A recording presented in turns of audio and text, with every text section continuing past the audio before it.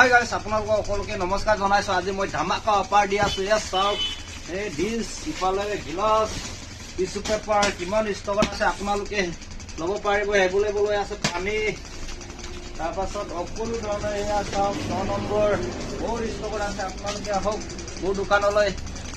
মোৰ দোকানত আহিলে আপোনালোকৰ সকলো দামকেইটা মই কৈ দিম।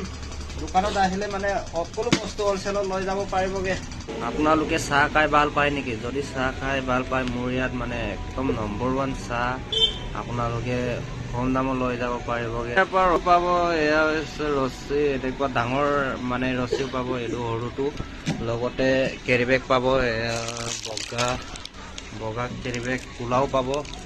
এইটো হৈছে কোলা কেৰি বেগ। কোলা কেৰি বেগো হ'লচেলত পাব। আপোনালোকে মোৰ পৰা মানে সকলো বস্তু হ'লচেলত লৈ যাব পাৰিব। লগতে চিকৰ, চিগনেচাৰ, ইফালে ডাইৰেক্টৰ সকলো বস্তু মানে লৈ যাব পাৰিব।